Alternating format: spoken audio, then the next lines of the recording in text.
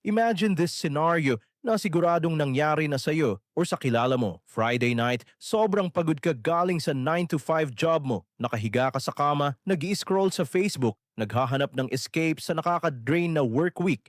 Tapos, biglang dumaan sa feed mo yung isang ad na nagpatigil sa pag-scroll mo at nagpabilis ng tibok ng puso mo. Pag-ibig foreclosed properties, bahay at lupa sa Cavite, 600,000 pesos lang. Rush sale, biglang nagising ang diwa mo. Wow! Sabi mo sa sarili mo habang nagko-compute ang utak mo. Ang mga brand new na townhouse ngayon sa same area nasa 1.5 million pesos hanggang 2 million pesos na. Ang mahal na ng real estate. Kung mabibili ko itong foreclosed property ng 600,000 pesos lang, instant 900,000 pesos ang profit ko. Naka-jackpot ako. Ito na ang ticket ko para makawala sa rat race. Napanood mo kasi sa YouTube at TikTok yung mga nagfi-flip ng bahay. Sabi nila, bibili ka lang daw ng luma, pipinturahan mo ng konti, aayusin ang bubong, tapos ibebenta ng mahal. Easy money daw. Passive income daw. Kaya kinabukasan, nag-file ka ng leave, pumunta ka sa Pag-ibig, nag-fill up ng forms, at nag-bid ka. At guess what? Nanalo ka. Feeling mo, ikaw na ang pinakamatalinong real estate investor sa buong Pilipinas. Excited ka, dala mo yung susi, nag-drive ka papunta sa property para buksan ang pinto ng bago mong investment. Pero pagdating mo doon, bigla mong na-realize na yung bargain of the year na binili mo ay hindi pala golden opportunity. Isa pala itong malaking bangungot na uubos sa lahat ng savings mo at sisira sa mental health mo. Nag-o-obsess ako ng malala sa real estate data, behavioral finance at sa mga hidden mathematical traps ng mga investments na palaging pinopromote sa atin ng society. Kung nahihirapan ka dahil feeling mo laging nauubos ang ipon mo sa maling diskarte o takot kang magkamali sa malalaking financial decisions mo, next, Oisifer on Ditchers. I-click mo na ang subscribe button ngayon din. At kung makatulong ang 40-minute deep dive na to sa'yo, hit the like button na rin para kumalat ang tamang financial literacy sa Pilipinas. Actually, let's talk about one of the most dangerous and romanticized financial myths sa ating bansa. Ang paniniwala na ang pagbili ng foreclosed properties o mga hatak na bahay ng Pag-ibig at mga bangko ay ang ultimate shortcut para sa mga ordinaryong empleyado para yumaman.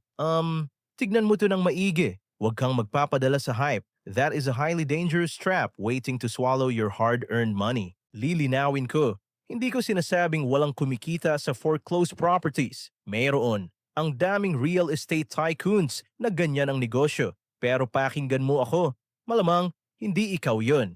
Kapag normal na empleyado ka na may 9 to 5 job na walang malalim na experience sa construction at legal disputes, ang acquired asset ay hindi golden egg. Sa totoong buhay ng ordinaryong Pilipino, ito ay isang rotten rope na akala mo mag-aangat sa iyo pero hihila pala sa iyo pababa sa utang at stress. Huwag tayong magdrama, mag-math tayo, Nick style. Hihimayin natin ang bawat numero para makita mo ang totoo. Unang tanong, bakit ba sobrang mura ng mga Pag-ibig at bank foreclosed properties kumpara sa market value? Bakit parang laging nakasale ng 40% to 50% off? Ang sagot ay nasa kontrata na pinipirmahan mo nang hindi mo binabasa ng maigi dahil ibinibenta nila ito sa ilalim ng pulisyang as is where is. Anong ibig sabihin ng as is where is? Ibig sabihin kung ano ang mismong itsura niya nung binili mo, kung sira ang bubong, kung inaanay ang pinto, kung walang inidoro, problema mo yun. Wala silang aayusin, wala silang warranty. Let's look at the data using a realistic scenario. Gusto mong bumili ng townhouse sa Dasmariñas, Cavite. Nag-research ka at ang market value ng maayos na bahay doon is around 1.2 milyong piso. Tapos, nakita mo sa Pag-ibig Acquired Assets List online, may foreclosed na bahay sa mismong subdivision na yun at ibinebenta lang ng 700,000 pesos. Utak mo nag-calculate agad. Wow! 1.2 million minus 700,000. Nakasave agad ako ng 500,000 pesos sa isang click lang. This is exactly where amateur investors get completely slaughtered. Tinitignan mo lang ang purchase price pero binubulag ka nito sa totoong gastos. Tignan natin ang tinatawag kong invisible costs. Ito yung mga gastos na hindi nakasulat sa brochure pero siguradong sisingilin sa iyo ng realidad. Invisible cost number 1, the galit na owner sabotage. Pakinggan mo to dahil madalas itong nangyayari. Kapag nahatak ang bahay ng isang tao dahil hindi na sila makabayad, madalas galit sila sa mundo, galit sila sa gobyerno, galit sila sa pag-ibig, feeling nila ninakawan sila. Kaya bago sila umalis sa bahay na, yun, gumaganti sila. Binabaklas nila lahat ng pwedeng ibenta sa junk shop o kaya sinasadya nilang sirain ang property out of spite. Bubuksan mo yung bahay at makikita mo wala nang saksakan, tinanggal pati wiring sa loob ng pader, binaklas ang lababo at inidoro, minsan pati kisame winasak at binutas ang bubong. Para mapatira mo yan o maparentahan, hindi pwedeng konting pintura lang. Kailangan mo ng major renovation, structural, electrical, plumbing, lahat aayusin mo. Labor plus materials sa Pilipinas ngayon, sa mahal ng semento at yero, madaling umabot ng 300,000 pesos yan para lang maging disente ulit ang bahay. Invisible cost number 2, the utilities and dues nightmare. Dito madalas umiiyak ang mga first-time buyers. Isipin mo logically, ang taong hindi nakapagbayad ng monthly amortization ng bahay nila sa loob ng ilang taon. Malamang na malamang, hindi rin nakapagbayad ng Meralco, Maynilad at Homeowners Association, HOA, dues for years. Naipon ng naipon ang penalty. Bago mo makabitan ng kuryente at tubig yan sa pangalan mo, ikaw ang magsesettle ng lahat ng naiwang utang ng dating nakatira. Hindi nila ikakabit yan hanggat may balance. Kung swerte ka, 20,000 pesos lang. Pero madalas, umaabot ng 50,000 pesos o higit pa ang babayaran mo para lang sa kuryente, tubig at HOA na hindi mo naman ginamit. Invisible cost number 3, ang pinakamalupit, pinakamahirap at pinakadelikado sa lahat, the illegal settler final boss. Dahil as is where is, minsan binili mo yung bahay nang hindi mo binisita kasi nasa probinsya ka nung pumunta ka. Sorpresa, may pamilyang nakatira sa loob. Pwedeng dating may-ari na ayaw umalis o kamag-anak nila o minsan professional squatters na pinasok ang abandonadong bahay at sasabihin nila sa iyo ng harapan, wala kaming pupuntahan. Dahil sa kontrata, ikaw ang bahalang magpaalis sa kanila. Hindi tutulong ang pag-ibig dyan. Tapos na ang transaction nila nung binayaran mo sila. It's your problem now. Para mapaalis sila ng legal, magbabayad ka ng abogado para sa ejectment case. Aabutin niya ng buwan o taon sa korte. O kaya, gagawin mo yung madalas ginagawa ng iba. Bibigyan mo sila ng pampaalis o relocation money na 50,000 pesos hanggang 100,000 pesos cash para lang umalis sila ng mapayapa at hindi sirain ang bahay. Extortion, basically. So tapos na ang lahat ng gulo. Let's look at the final math ng bargain mo. Purchase price sa Pag-ibig, 700,000 pesos. Akala mo dyan tapos ang gastos. Add renovation cost, 300,000 pesos para gawing livable ang bahay. Add unpaid dues ng kuryente, tubig, HOA, 50,000 pesos. Plus eviction o legal fees para mapaalis ang squatter, 50,000 pesos. Total actual cost na lumabas sa bulsa mo, 1.1 million pesos. Nakasave ka ba? Yes, mathematically 1.1 million pesos is less than the 1.2 million pesos market value. Nakasave ka ng 100,000 pesos compared sa pagbili ng brand new.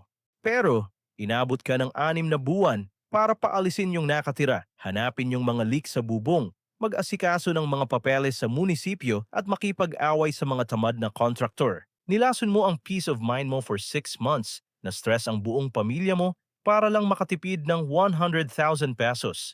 Tatanungin kita, worth it ba yung 100,000 pesos sa dami ng stress mo?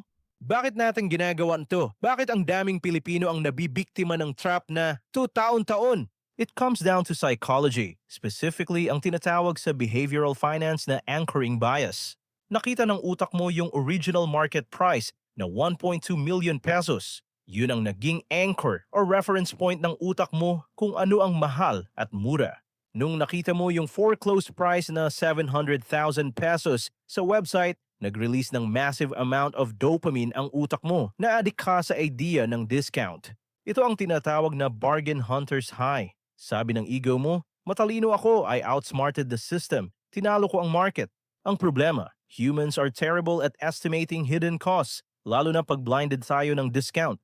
Our brains literally hate doing complex math when we are emotional. Nakikita natin yung discount sa papel, Pero hindi nakikita ng utak natin yung sirang tubo ng tubig sa ilalim ng sahig o yung anay sa bubong. Ngayon, alam ko ang iniisip nyo. I know exactly what you're thinking right now while watching this. Ngayon ganito ang isip mo, di ba? Juan, huwag kang bitter. Paninira lang yan. Yung tito ko, yumaman sa pag-flip ng foreclosed properties. Maraming successful na real estate investors dyan. You are correct. 100% correct. May mga yumayaman diyan. Sila yung nagtuturo sa YouTube kung paano yumaman. Pero ang tawag sa nakikita mo ay survivorship bias. Yung tito mong yumaman sa foreclosed, malabang may sarili na siyang construction team na mapagkakatiwalaan at hindi siya nananakawan ng materyales.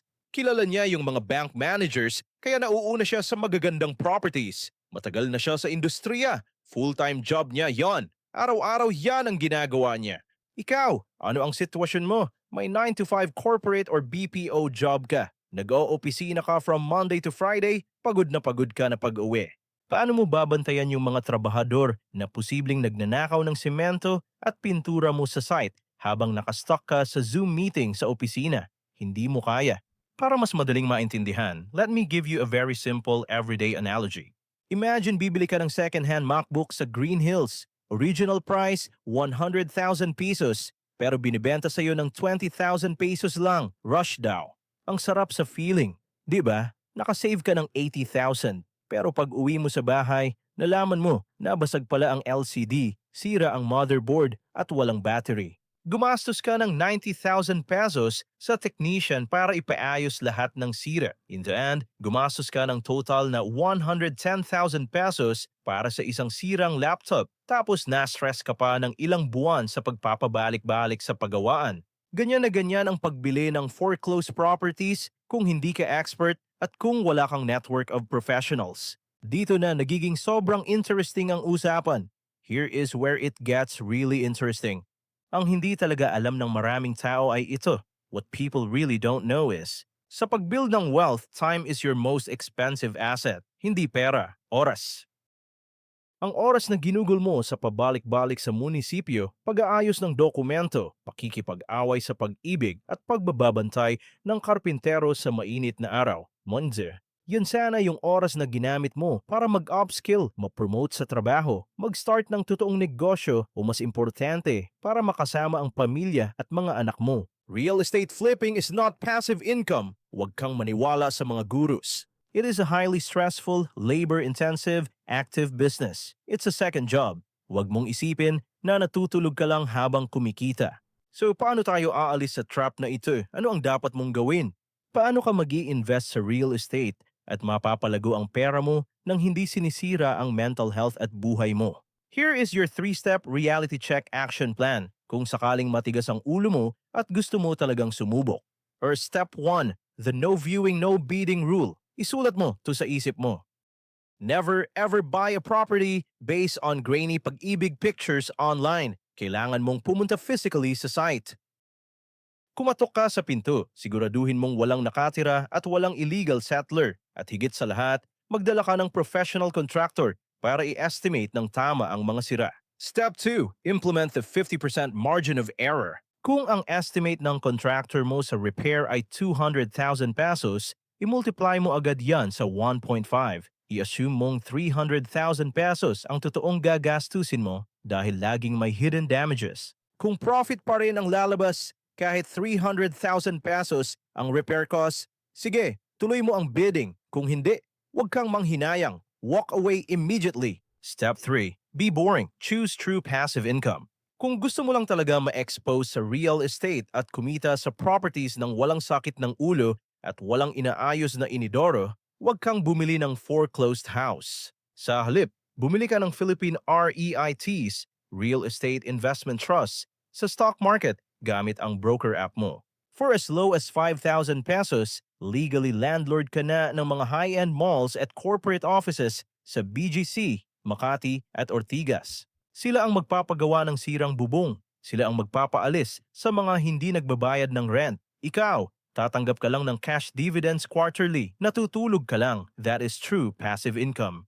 Listen to me carefully. Walang shortcut sa pagyaman sa Pilipinas. Ang mga nag-o-offer ng madaling shortcut sa iyo, mapupunta man yan sa lupa, kotse, or crypto. Sila lang ang yumayaman, hindi ikaw. Protect your hard-earned capital. And more importantly, protect your peace of mind. Huwag mong ipagpalit ang mental health mo para sa maliit na discount. Ako si Juan Finance. I teach you the brutal math so you don't get played by the system and the fake gurus. Kung may natutunan ka at nabuksan ang isip mo sa episode na, huwag mong solohin ang knowledge na. I-share mo ito agad sa tropa mong nagbabalak magbid sa pag-ibig bukas. Baka ililigtas mo pa ang financial life at marriage niya. At i-hit mo na ang subscribe button para sa mas marami pang data-driven reality checks na magpapayaman sa iyo.